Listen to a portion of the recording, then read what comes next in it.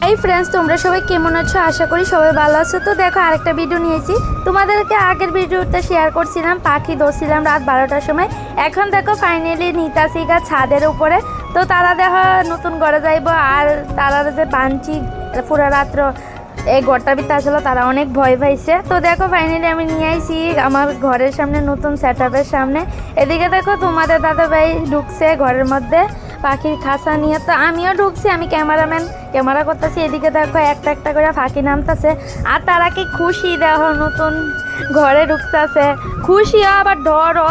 তো 1 মাস আমার ডিম বাচ্চাটা অনেক ক্ষতি হয়ে গেছে কেড়ে। পাখিগুলোরা লড়াইলে ডিম বাচ্চা 1 মাস 2 মাস লেট করে তারা ডিম বাচ্চা কত ছানা। তো তারা মনের মতো ঘর বানাইতে হইব এই ইটারে, তারপরে কলসি মনের মতো লইতে হইব, তারপরে তারা ডিম বাচ্চা করব। তো এদিকে দেখো সাথে না সাথে কি উড়াউড়ি করতেছে, আর আমার মেয়ে ধরতেছে, ধরানোর চেষ্টা করতেছে। এদিকে দেখো কি ভালো লাগতেছে। তো তোমাদের দাদা অনেক খুশি।